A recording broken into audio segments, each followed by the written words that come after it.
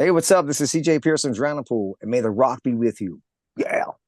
So here we are, mate. Welcome back to May the Rock Be With You. It's been a long time since we last chatted. I always do Yeah. this, and this is the furthest one I've done. So it's been 14 years since we last chatted. So 14, right? let's Wow. catch up. How have the last 14 years been for you? Oh my God, just the last 14 days of my life have been insane. My last 14 days of my life have been like the last 14 years times 10, which you would think it would be. But at the end of the day, all things great, man. We're here, we're rocking again with Ryan McCombs. We're gonna play in Australia, New Zealand. It's been too long, so we're excited to be there. Certainly, mate. Now, of course, the best news, like you said, you headed back to Australia with Alien Ant Farm, which is cool. So for those that haven't Oh, had the so cool. chance to see Drowning Pool live before, tell us what people can expect at your show. So, with us, we're trying to pull in just how we do things, man. Mike Lewis, our drummer, Stevie Benton, our bass player, we've been friends since high school.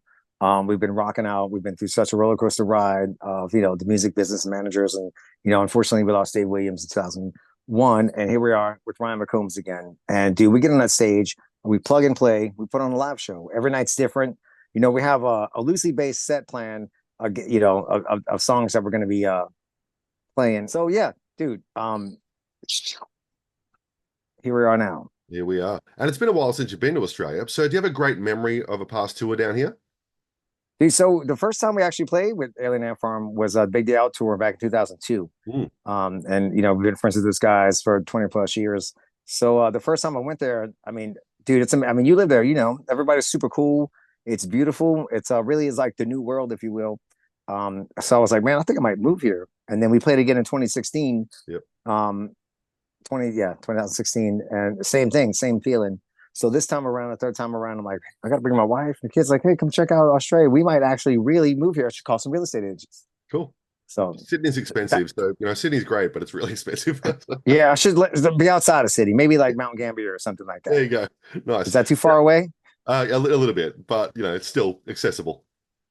It's closer than where you are, put it that Oh way. yeah. Now, after almost 30 years as a band and always delivering an amazing live show, your show is awesome. We get to see you up on stage, but from your perspective, in doing it so long, what's your favorite thing to see from the stage looking at us?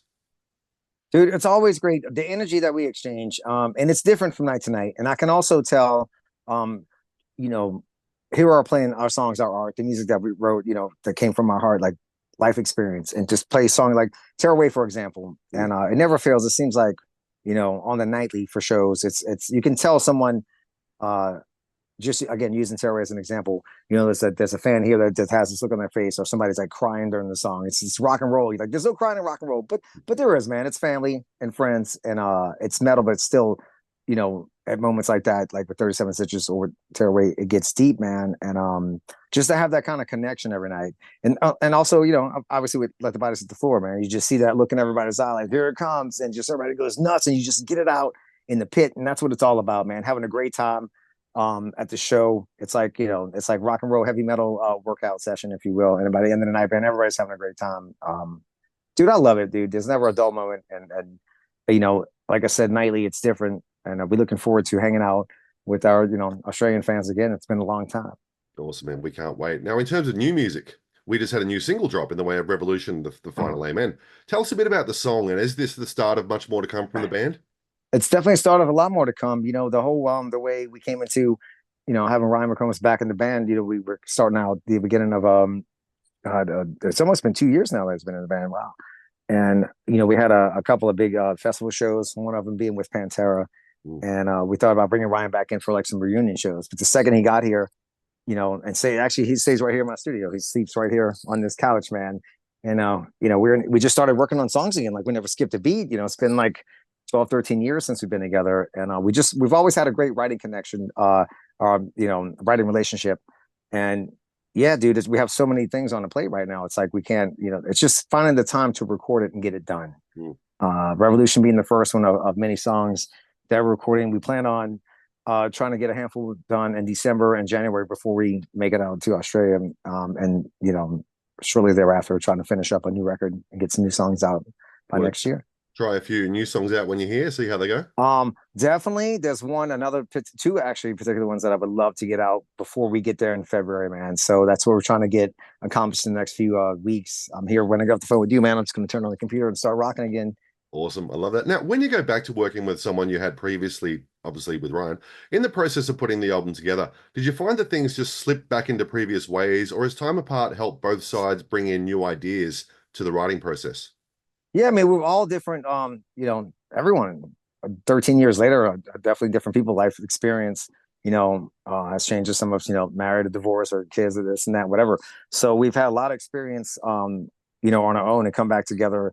The stories and experiences that Ryan's been through and that Mike, Stevie, and myself have been through comes through in the music. And what's happening right now in the world also affects, you know, the subject matter and of the songs, man. So we have a lot to talking about, and a lot to catch up on, and that comes through in the music. Mm, And the excitement again that we're rocking out again with Ryan. The show's been so great this last year and a half. Again, looking forward to playing in Australia and New Zealand, and that comes through in the music. tell you what, Like a song like Revolution, and then the new ones that we're working on right now, man. They're just yeah, slamming. if they're anything like Revolution, that thing's heavy as hell, man. It's gonna be insane. Oh, It's gonna be awesome. oh, thanks. Yeah, just goes up from here, man. Yeah, great stuff. Now, looking back over your career, it can be very easy to say what can change over time. What's the one thing though that's always remained the same about Drowning Pool? Oh, with us, with Drowning Pool, dude, we have a love and passion for playing music. I mean, you see that again. You were asking about the live show earlier. You see that on stage. We've been friends, like I said, since high school. We're fortunate, very fortunate, and grateful that we still get to play music together. And it's just a love for that, man. I love getting in the room and jamming with Mike and Stevie and with Ryan now, of course. We love playing live shows. We love being at a show. I love every aspect to it when it comes to music, man. This is my life. This is the love and the passion, man. Perfect. Now, I remember hearing Bodies for the first time on a WWE promo, right? So I think a lot of people were introduced to it that way. Now, that's a song that just hits you immediately. Is there a song you remember hearing where you were introduced to a band for the first time and it's just stuck with you? Yeah, Cowboys from Hell, no lie. Yeah. From Pantera. When I first heard, I remember that being in New Orleans. And the thing that was really cool, man, with Phil, it's like so Mike and I, and Mike, my drummer Mike Luce and I were trying to get a band together in New Orleans early on, and we had a rehearsal room across the hall from Razor White, and it was a band that Phil was doing before he moved to Dallas. It's been a Dallas New Orleans connection, and next thing you know, boom, here's Phil, here's Pantera, here's Cowboys from Hell, just like the most metal you ever heard in your entire life, and that was definitely a changing moment Mm. uh, for me, of course, man. It was like just blown away. Like those dudes, just like that's the definition of metal is Pantera.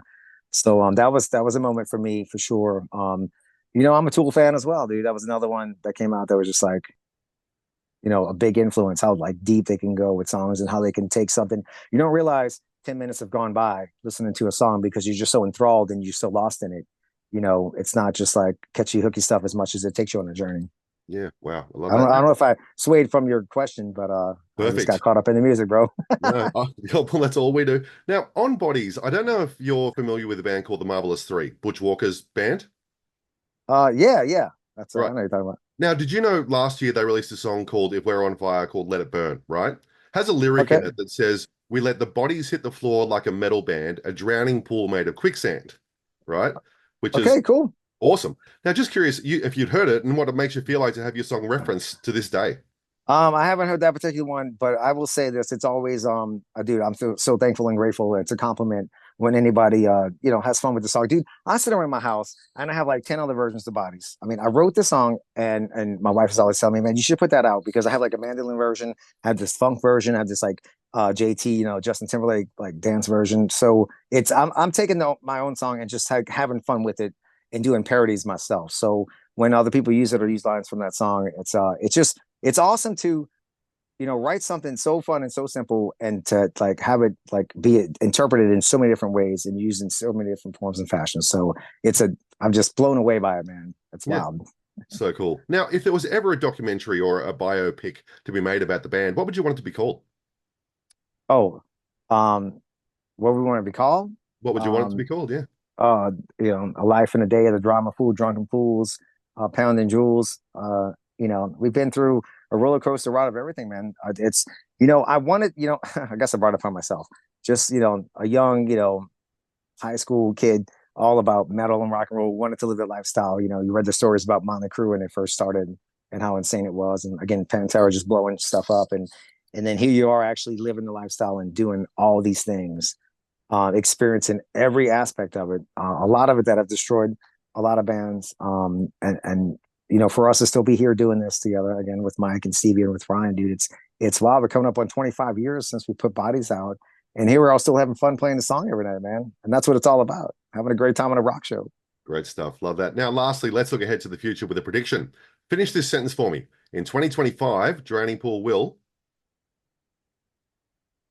Play everywhere on planet Earth, okay. every city, all the bar misses, all the pool parties, all the holidays, the birthdays, you call us, and we're there. We're going to be at 20 places at once. Pool parties. All right. I'll invite you over Multi-universes. when you're here. Yeah, right, dude. It's so easy. Have a drowning pool at your pool party. It makes all the sense. I'll do reggae versions of all our songs right next to the pool. You'll love it. Well, bring that mandolin. I want to hear the mandolin version of Bodies. That sounds intriguing. You know, I do. I have it. I did record on my phone. You know, on a little like recording stuff on my phone. So I definitely have a version of it. So if you're at one of the shows, I mean, I'll play it for you there.